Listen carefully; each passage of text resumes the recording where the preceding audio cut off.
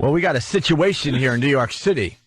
We're trying to get Reverend Al Sharpton on our show. Good luck. He's a fan, actually. What do you mean he's a fan? I just felt like saying Oh, that. jeez. I said that like with a little hope in my Of course eyes. you Like, did. really? Oh, he couldn't be. Really. Someone of his ilk is listening to this radio program? He Yeah. enjoys this show. We're finished. No kidding. But what was I going to say? Yeah, Reverend Al Sharpton is attempting to shut down New York City.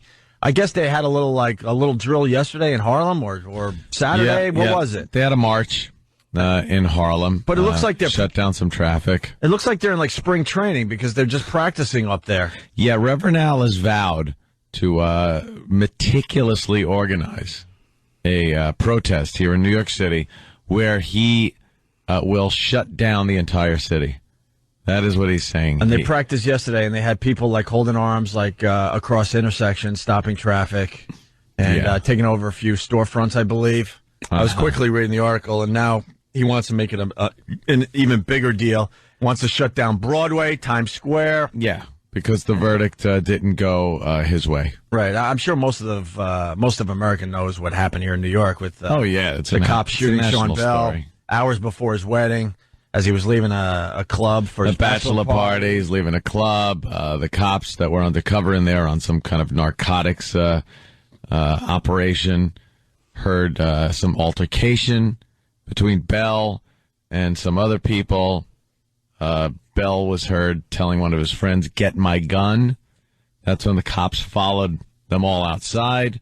They got into the car, and as they were driving away, the cops pulled their guns, told them to stop.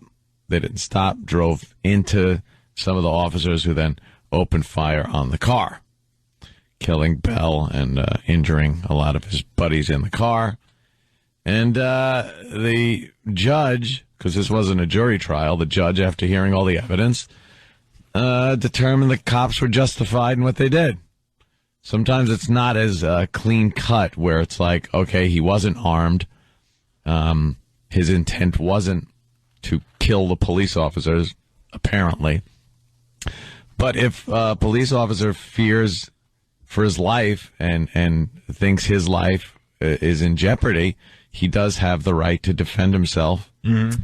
And that includes deadly physical force. But does he have the? Here's my question, because I don't think the cop should have went to jail, but I think it was definitely excessive. If he was armed, I wouldn't care if they pumped 200 bullets in him. But the fact is, it is when you. I know that they said that the car kept going. But And then you hear the other shots from the other officers. Mistakes were made. They were terrible. Obviously, mistakes were made, but you hear the shots from the other officers, and it's very hard to determine who's shooting at you at that point. You get into that frenzy. Where you unload your magazine into what you think is a car full of people that are shooting at you. It was a mistake, but again, there's laws that say that there is a justifiable shooting. Because when they feel they're being threatened, it's justified. With Abner Louima, Diallo, I think, where they thought he was going for his wallet. They heard the echoes coming back. They thought the cop fell, and they thought it's like... Yeah, because the cop slipped. He fell after the first shot. His buddies see a downed cop after hearing shots. You got to assume he got shot. You're going to start unloading. Right. It's just, it's tragic. I'm not going to say it's not, but a judge listened to all the evidence and found that they were justified. Some mistakes were made. That was even acknowledged. But, you can't start locking up cops for situations like that. When you get a situation where a cop is in a bathroom with a plunger abusing somebody that's been brought in, then of course, Jimmy, is it too early? Yeah, it's probably too early. But something like this, it's it's deemed justifiable. I don't think they should go to jail. I'm not saying that. I don't think they set out to kill somebody. I don't think it was a criminal. But sometimes you got to lose your job. I mean, like it's not to that's. It's like when you do something when you make such a mistake on your job. Again, I don't think that they're bad guys, but when you do shoot a guy 50 times who didn't have a gun. It is kind of hard to explain, and sometimes you got to lose your gig. I don't think they should lose their gig. I think, little more training. I don't know, maybe change some policies. I don't know. I don't have the answers, but I don't think they should lose their jobs. You know, you can't have, because a situation like this is very rare. A lot of people would say it happens all the time. It really doesn't, considering how many times police are put in this situation. But occasionally it happens. It's not like walking into a deli and saying, "Hey, I ordered mustard instead of mayo," and the guy goes, "Oh, I made a mistake, and I'll fix it." And I'll put ketchup all over your shirt. Oh my God! When cops make a mistake, unfortunately, in worst case scenario, some people and innocent people get killed. It's awful. Sure, it's awful for the cops, but again, I think these guys need a little bit of leeway, or else we're all going to be in trouble if these guys have to start second and third and fourth guessing themselves in a lot of these situations. You're going to find dead cops and dead civilians if they really have to start second guessing every move they make because there's this threat that they might go to jail. Well, that's what I'm saying. The leeway they get, and I agree with you, they shouldn't go to jail. I don't think what they did was criminal. I don't think their intent was criminal. Yeah. But that said, just because I love cops and I side with cops, and I normally do, and it's like, even in this case, I do. I don't want to see them go to prison. Right. But that said, it doesn't mean that you can make such a mistake and not lose your job. It's like, you just can't allow them, like anybody in any gig, to make such a grave mistake and just be put on desk duty. But on the outside, it's a grave mistake. When you look at it as police feeling threatened, the shots are being fired, there's a lot of confusion. I don't think you can look at it as a mistake that they're making, saying, screw it, I'm just going to unload my magazine into the car. You know, they obviously, because of the verdict, thought their lives were being threatened. They thought they were being shot at, and they were returning fire on the people that they thought were shooting at them.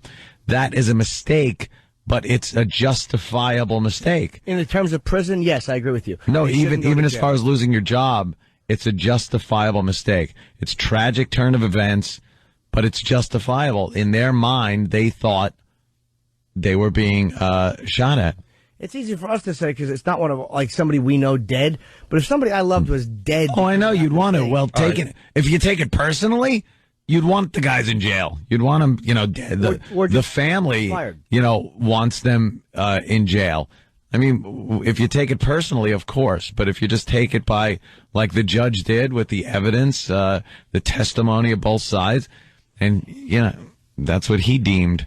And you'll never get the police department to start firing their guys based on this. It'll start a precedent that's just it won't stop. Let's go to Bob. He's NYPD. Bob, what's going on? How you doing? Pretty good. What's I want to make a comment on what you were talking about with the mistakes that they made and things like this. But the general public doesn't understand is the police department pressures all the cops. I mean, we heard about quotas and everything, but I mean, it's really a pressure system where these guys go out there and, they're aggressively, even on patrol, you're aggressively out there stopping people, asking people stuff, digging around and getting yourself involved in things where you get in these positions. And when you get in these positions, not even the police department supports you. These guys got families, these guys got pensions, these guys got children. Yeah, they want to go home. Well, yeah, obviously that's the biggest thing. They want to go home, but I'm saying, it's not like they're going out there actively saying, well, who are we going to shoot today? Well, that's what, Bob, hold on. I agree with you, and that's why no one thinks that there should be criminal charge. No one's saying they should go to jail, because I think that you're right. They didn't go out there saying we're going to go out and do something screwed up. Right, and I mean, like yesterday, we had something. I work in the Bronx, but we had, some kind of a call, two guys with a gun. I mean, we stopped these guys on the street, and we got 40 people standing in the bodega looking at us, and the cell phone cameras are coming out. And everything. I mean, you're getting put under a microscope every day, and they're making split-minute decisions why everyone else can review the tapes and take a look at, it's a very hard job. On top of that, the morale in New York City is completely in the garbage can. We haven't had a contract in it's going on our 5th year. Will be in August, we're not getting paid. I mean, how bad could it get for these poor guys? And now, this is what happens to you when you try to do your job or try to make the city safe for everyone, supposedly. You know what I mean? And these guys, we all know these guys have had extensive records for weapons charges, assaults. They've had incidents with the police. And they're all made out to be a nice little guy that went out for his bachelor party. I mean, why do you think the cops were in these clubs looking at these guys? No one's saying. No. The guys are. The guys are thugs. Like at least the one guy seemed to be. I don't know what Sean Bell, he had a record on. He might have. I don't know. But no one is saying anything good about the guys, or even Sean Bell.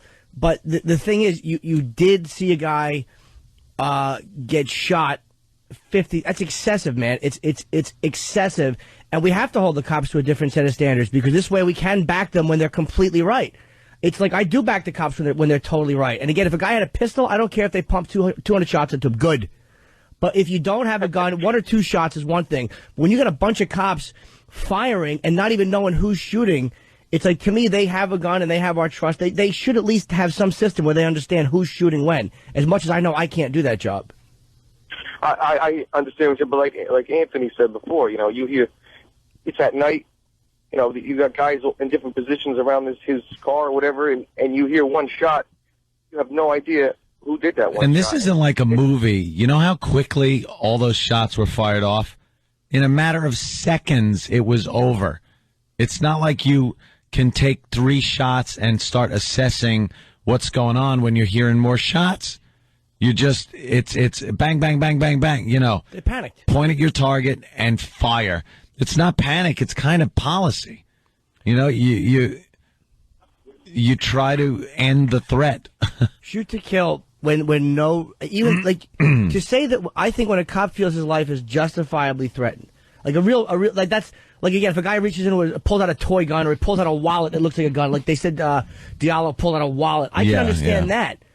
On a different level than a bunch of guys just firing into a car and no weapon being found. I mean, it's tough to explain how you thought a gun was being pointed at you when no weapon is the lead found. up to that is the detective hearing, "Get my gun." So why didn't they stop him before they got from in the guys?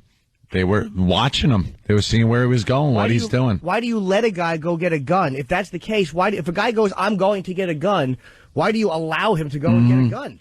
Yeah, let's stop him. Let's go to Patrick in Ohio. Patrick.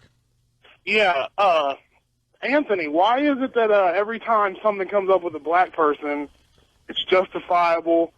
Well, it's a black cop too, sir. He's not being. One of the cops is black. It doesn't matter. It doesn't matter, Anthony. I have a Mac 11 and I have an AK-47. If a robber came into my house and I put 30 holes in him, I'd be in trouble, wouldn't I? Well, you probably would be, but it's not like somebody else is shooting behind you. Or on the side of you, and you think, shooting? Where was the gun? Where was the gun? Where was the gun that Sean Bell had? If you felt threatened after 10 shots, and you could absolutely prove in court that you still felt your life was being threatened, then you would be able to shoot him another 10 times. Now, yeah, it's the truth. It's deadly physical force is all based on your assessment of the threat. If you honestly believe, and people, and a jury or a judge believes that you felt your life was being threatened, you can use deadly physical force. Anthony, what are the chances that somebody's going to find a cop what was using excessive force? Look at Rodney King. I'm sure, Anthony, you being as dark as me, and you consider yourself white, I'm sure you thought that was justifiable. What are you trying to pull some true romance crap on me here? I'm just telling the you. Moors. Anthony, my mom's white, my dad's black, you're as dark as me, and it doesn't make any sense how you always bash black people. Doesn't make any sense. I don't bash black people. See, because it's always turned into a racial incident. No, That's Anthony, what pisses me off. Anthony, how many times do you ring that little bell? How many times do you ring that little bell, Anthony? Every time you have Yeah. Well, that's the inappropriate bell. Sir. That's not just for black stuff. It could just be too dirty. Could be for the Jews. Yeah, absolutely. Yes. Okay. What is it? Definitely for the Asians. Time for? What's What's the 95% of the time, Anthony? I mean, Jimmy, you have sense. Opie has some sense. Anthony, I hope it's a character, because if it's not, I don't know what to tell you. Oh, Jesus. All right. Well, I then resent the fact that you think that Opie and I have sense. then I don't know what to tell you. Before I go, Made me feel good today. Yeah. let me ask you this question. Okay, sure. All that stuff you say on the radio, would you go down to like Compton and say it without Kenny, or do you have to have Kenny with you every time? I don't have Kenny. I have Keith. Exactly. No, I would not go to Compton. Why would I go to Compton? Well, my point is, if you can't say something in front of people, then you shouldn't be saying it. So I say it in front of a mic. That's my job. Dude, he's saying it on the radio. It's not exactly hidden. you got to give Anthony this much. He's not saying it in a closet. He's living in one, but he's not saying it in one. He's living in one. Yes, sir. Well, listen to you, Anthony. All right. How many black people? A lot. Do you think if you were on Hot 97, you'd be saying half that stuff? Yeah, well, if I had a job on Hot 97, I'd be speaking my mind, and this is it. And, what do you want from me? I think it would be exciting as hell to have the morning show at Hot 97. Oh, my gosh. You want conflict every morning. No one's turning that radio off. Dude, I'm just stating what the judge found and the situation at hand and what I know about the law and the use of deadly physical force. Okay, Anthony. And you're turning it into a huge racial thing. Okay, Anthony, I understand that. Here's Yeah. my point. You like guns. I love guns. Got 4 Glocks. Great. If somebody broke into my house. Back to back, 10 paces. And I unloaded 60 rounds from all my Glocks. Yeah. Would I be in trouble? That's excessive. And 50 shots isn't? Not if you had 4 other people in your house shooting and didn't know if the perpetrator was one of the guys that were shooting. All right, Anthony. And if there was a car in your house chasing you around your kitchen, maybe there'd be a problem too. Scuffing up your new linoleum. All right. Let's thank you, Patrick. We got to hit a break here. Wish I could sound less like Joan Rivers while I said this. Hi. Tara Reid. Tara. Oh my God, guys. Wild on Anthony. What was her show called? Oh, I don't know. What? Sluts around the world. All right. We got to get right back to the phones. Let's say hi to Dave in Jersey. Dave, what's up? You're on the Opie and Anthony show. Hey, what's going on, boys? Hey, man. I'm a cop in Jersey, and you hear a lot of them. It's been all over the news saying this is excessive. And if you do a little bit of research, I'm a veteran also.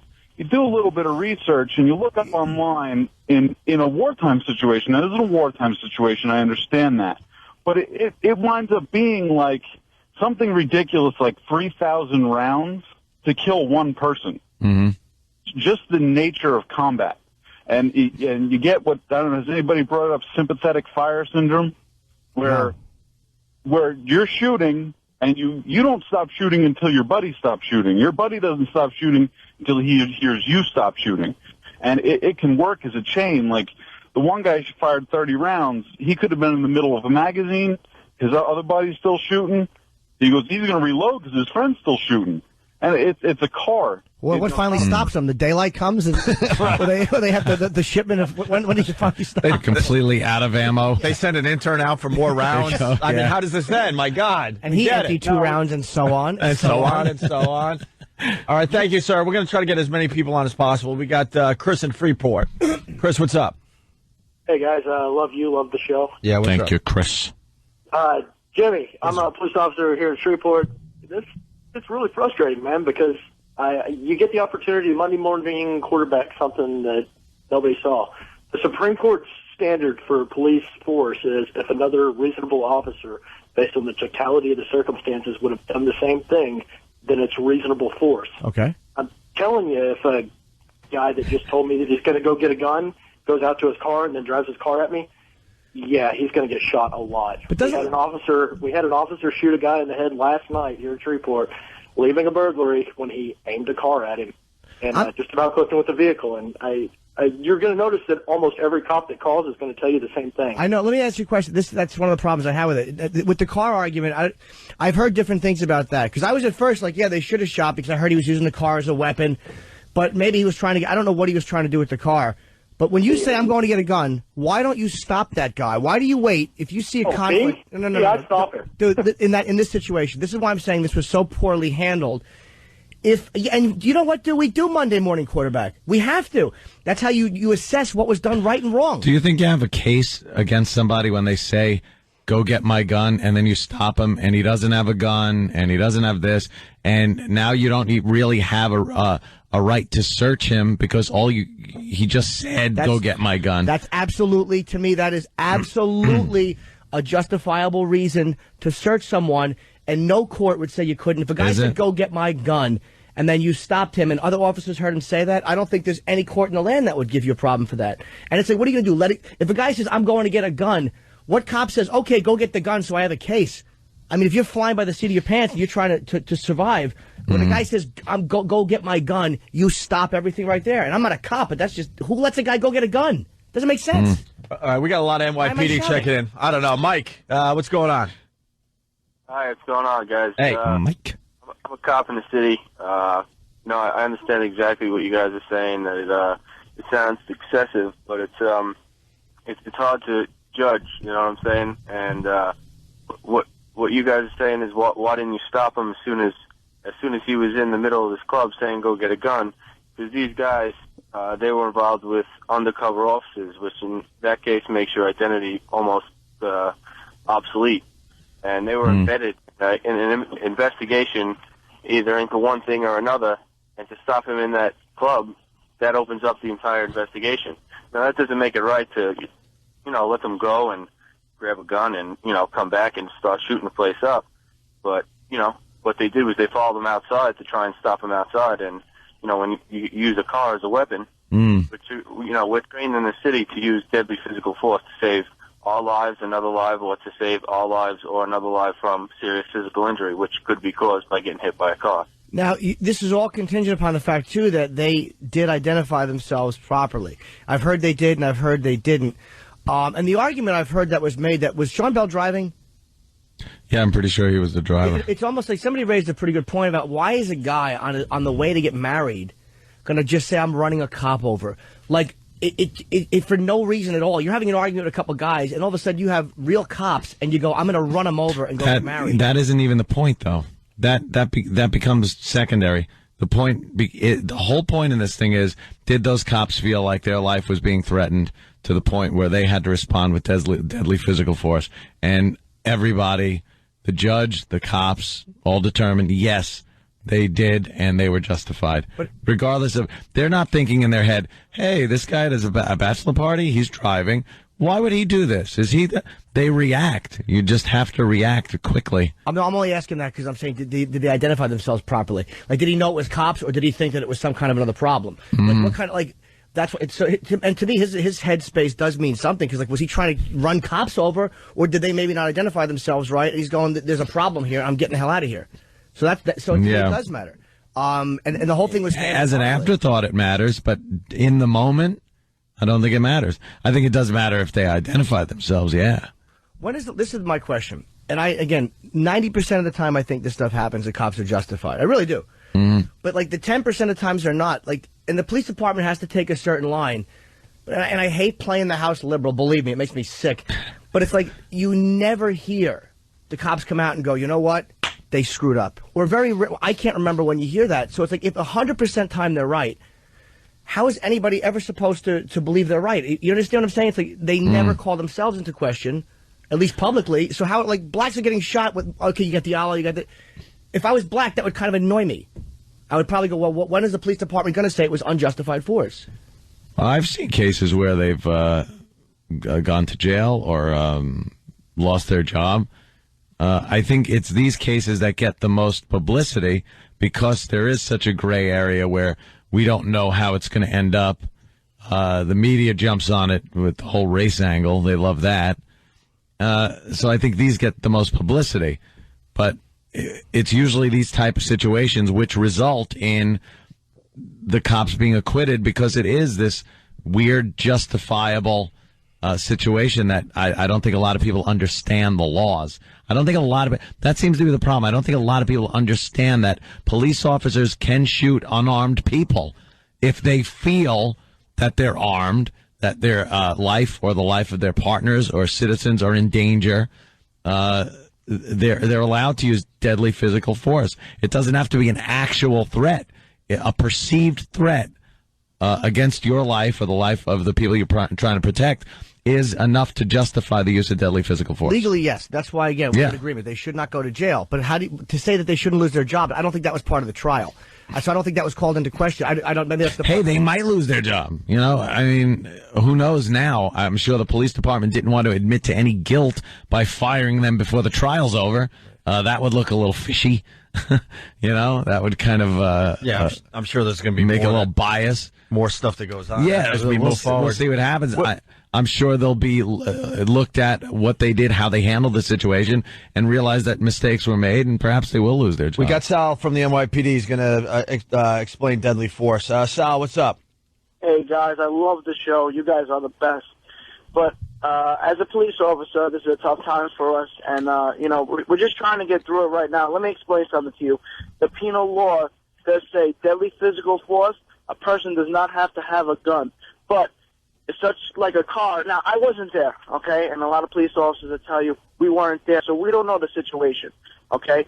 But according to the NYPD, our restrictions, someone has to have basically a gun pointed to us and for us to use our gun, which is a little ridiculous since the penal law definition is a lot different than the NYPD definition. Now, so let me ask you, can I ask you a question, not to interrupt you, but did they violate NYPD standards when they did what they did? Well, technically, if you want to go by the NYPD, asinine rules, yeah, they did. But you know what?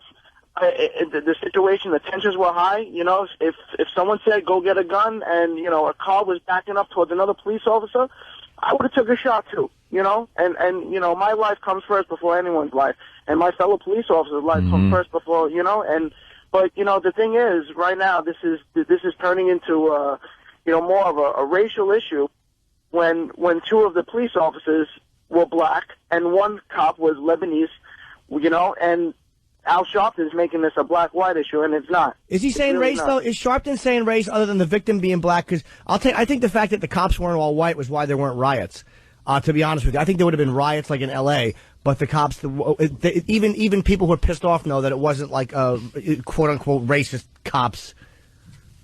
But you know what? You know what makes me mad? They're putting these pictures of Sean Bell. They're portraying him like he's a saint. The guy has a criminal record. Okay, he's been arrested before. He's not a saint. And the Daily News puts pictures of like we're so bad people. We give our life and we're out there every day, and we got to try to diffuse situations. And one situation. When was the last time there was a shooting like this? Maybe like 10 years ago, 5 years ago. How about in the Seminole precinct, our police officer was shot about 3 years ago, Dylan Stewart, and he was shot by another black man. Where was Al Sharpton on that? He wasn't around for that. Why? Because he only gets involved when it benefits him. Well, yeah, he's a bum. Oh, yeah, we all know that at this point. He's a piece of garbage. We all know that. Do we have the Reverend Al song? We should play that. Yeah, there's been plenty of cop funerals between these episodes. Believe me, you never hear anything out of Al Sharpton. Let's go to Greg on Long Island. You're on the Opie and Anthony show. What's up, Greg? Hi, guys. Hey. Jim, I just want to answer that one question that you asked. Why don't the cops just apologize for shooting them or whatever? Wait, no, I'm not saying that. I'm saying like you never seem to see it. Like you never seem to see them come out and go, yeah, that was very excessive. Like other cops. I'm not saying that the one guy did apologize. I'm sure that they would love to, but they would open themselves up to a lawsuit. Yeah, that's true. In this country, you can't say I screwed up. No, not them, bro. Not them. You're right. It is a litigious, awful, annoying society. But I'm talking about other cops in general.